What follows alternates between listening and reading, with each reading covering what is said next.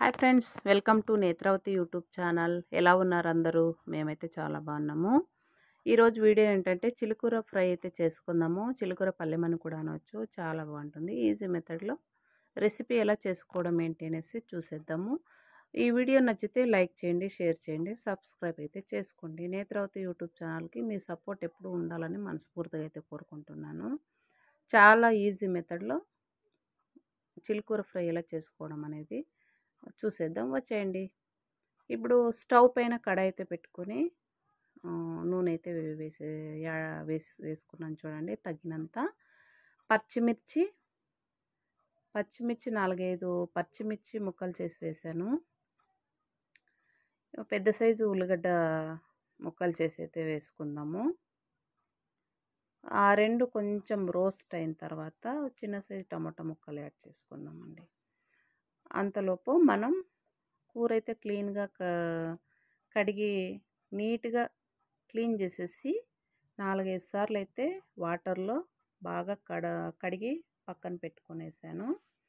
చిలుకూర 4-5 సార్లు కడిగినామనుకో కూరలో ఉండే మట్టి అంతా బాగా క్లీన్ అయిపోతుంది. లేదంటే అలాగే బాగుండదు తినడానికి అనేసి 4-5 సార్లు అయితే కడుక్కోవాలండి. ఇప్పుడు చూడండి, టమాటా అయితే యాడ్ చేశాను. టమాటా యాడ్ చేసేసి కొంచెం సాల్ట్, టమాటో మగ్గడానికి కొంచెం సాల్ట్ అయితే వేసుకున్నాను. కొంచెం వేసుకున్నాను. కూర వేసుకున్న తర్వాత ఇంకొంచెం వేసుకుంటే సరిపోతుంది తగినంత. ఎందుకంటే కూర కూర కూర ఫ్రై చేసినప్పుడు మాత్రం చిలుకూర కానీ తోటకూర కానీ ఏ కూర అయినా కానీ చేసేటప్పుడు కొంచెం సాల్ట్ మాత్రం చూసుకొని వేసుకోవాలి. కొంచెం ఎక్కువైందనుకో పళ్ళెం తినడానికి అంత బాగుండదు అనేసి కొంచెం చూసుకొనేసి వేసుకోవాలి. అండి, చిలుకూర కట్ చేసి నీట్గా వాష్ చేసి పెట్టుకున్నాను. ఇప్పుడు పళ్ళెంకైతే యాడ్ చేసేసి కొంచెం సాల్ట్ ముందు వేసాను కదా, ఇప్పుడు కొంచెం వేసుకున్నాను చూడండి. చూసి వేసుకోవాలి సాల్ట్ మాత్రం కూరలోకి. ఇప్పుడు పైకి కిందకైతే బాగా కలుపుకోవాలి. కూర అయితే కొంచెం చూడండి, పైకి కిందకైతే బాగా కలిసిపోయింది కూర. కూరలో వాటర్ అయితే వచ్చేస్తూ ఉంది బయటికి. కొంచెం ఆ వాటర్ అంతా కూడా డ్రై అయిపోవాలి. అప్పుడు కూర పళ్ళెం అయితే వాటర్ డ్రై అయిన తర్వాత పళ్ళెం బాగుంటుంది తినడానికి. ఇప్పుడు మూత అయితే పెట్టుకొనేస్తాము కడాయికి. మూత అయితే తీసేసాను చూడండి. బాగా కుక్ అవుతూ ఉంది.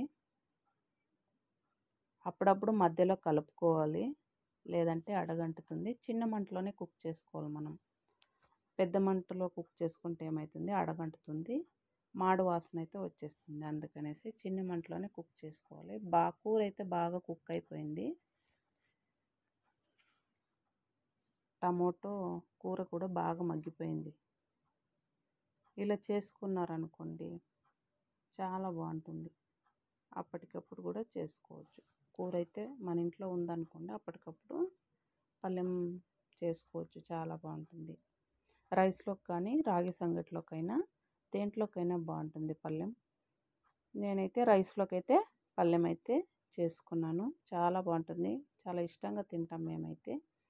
మీరు కూడా చేసుకోండి. ఎలా ఉంది ఏంటి అనేసి కామెంట్ రూపంలో అయితే తెలియజేయండి. నేత్రావతి యూట్యూబ్ ఛానల్కి సపోర్ట్ చేస్తున్నారు అనుకుంటున్నాను ఫ్రెండ్స్. ఎలాంటి బ్యాచిలర్స్ అయినా ఫ్యామిలీస్ అయినా ఎలాంటి వాళ్ళైనా ట్రై చేసి ఓకేనా. బాయ్.